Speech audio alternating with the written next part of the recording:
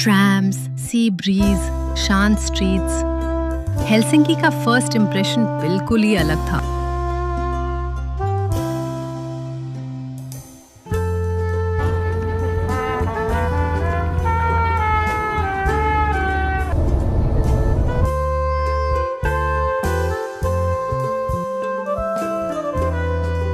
एक तरफ Santa Claus की मैजिकल दुनिया और दूसरी तरफ फुल ऑन सिटी वाइब्स देने वाला हेलसिंकी। स्कैंडिनेविया सच में सरप्राइजेस से भरा हुआ है ना ऋषि?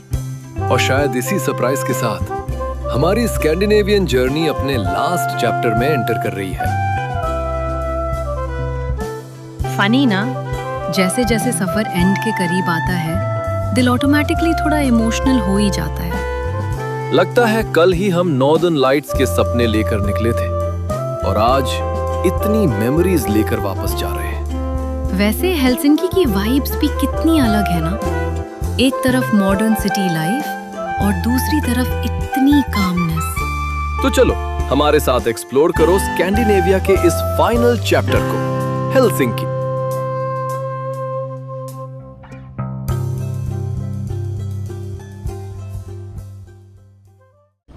जैसे ही हम हेलसिंकी पहुंचे, सिटी की काम वाइब इंस्टेंटली फील होने लगी।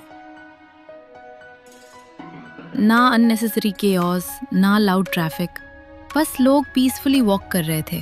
ट्रैम्स साइलेंटली सिटी के बीच से निकल रहे थे और हर चीज में एक अजीब सा कामनेस था।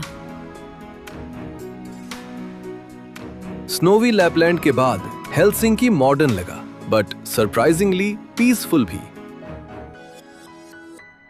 रेलवे स्टेशन के बाहर खड़े होकर भी ऐसा लग रहा था जैसे सिटी भाग नहीं रही, बस स्मूथली फ्लो हो रही है।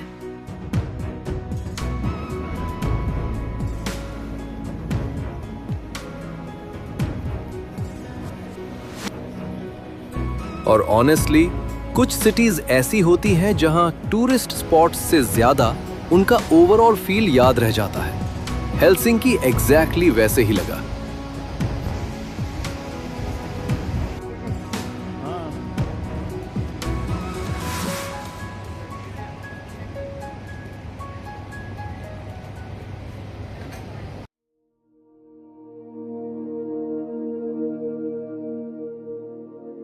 सिटी के बीचों बीच खड़ा हेलसिंकी कैथीड्रल पहली नजर में ही अटेंशन ग्रैब कर लेता है।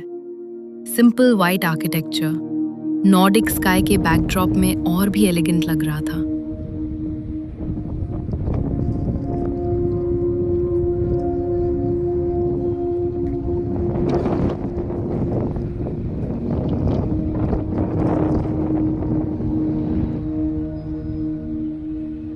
और कैथेड्रल के सामने खड़ी अलेक्जेंडर द्वितीय की स्टैचू इस जगह को और भी ग्रैंड फील दे रही थी।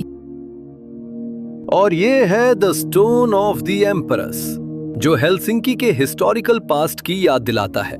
और इंटरेस्टिंगली ये सिटी का ओल्डेस्ट पब्लिक मॉन्यूमेंट भी माना जाता है।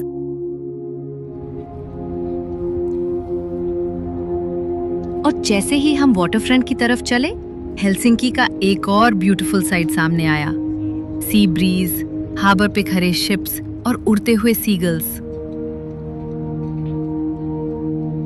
सब कुछ इतना काम था कि हम बस कुछ देर वहीं रुककर एटमॉस्फेयर एंजॉय करते रहे।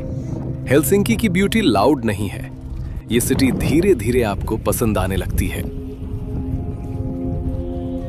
ये है मार्केट स्क्वायर, जहां लोकल कैफेज, सुवेनियर शॉप्स और हैंडमेड आइटम्स बेचने वाले छोटे स्टॉल्स पूरे एरिया को और लाइवली बना देते हैं।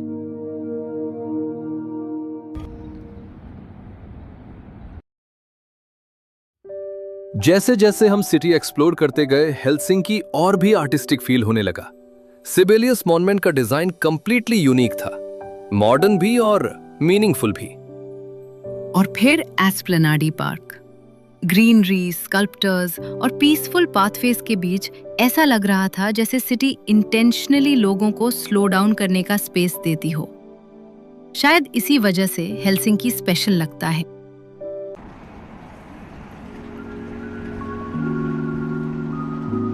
सच कहूं तो हेलसिंकी को मेमोरेबल सिर्फ उसके मॉन्यूमेंट्स ने नहीं बनाया, बल्कि यहाँ की एवरीडे लाइफ ने बनाया।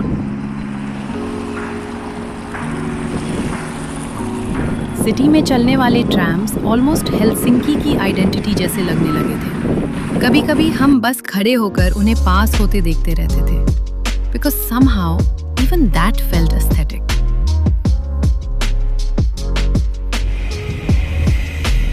मेट्रो स्टेशंस क्लीन, शांत और सुपर ऑर्गेनाइज्ड थे, एग्जैक्टली सिटी के वाइब की तरह। और एक चीज जो हमने ऑलमोस्ट हर जगह नोटिस की, वो थे electric scooters. Properly parked scooters, calm roads और डिसिप्लिन ट्रैफिक, ये सब देखकर सिटी और भी मॉडर्न फील हो रही थी। और फिर बीच रोड पे किसी को म्यूजिक प्ले करते देखना, उस मोमेंट में ऑनेस्टली ऐसा लगा जैसे हम किसी मूवी सीन का पार्ट हों।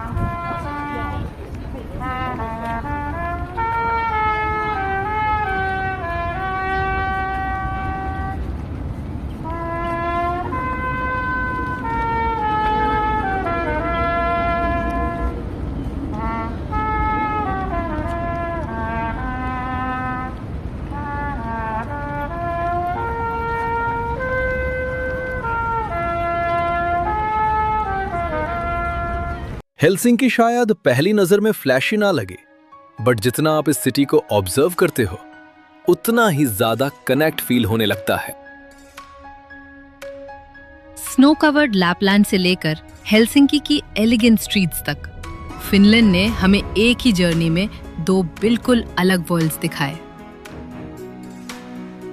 स्कैंडिनेविया जर्नी का ये फाइनल चैप्टर जरूर था, बट यहाँ की मेमोरीज हमारे साथ बहुत लंबे समय तक रहने वाली है।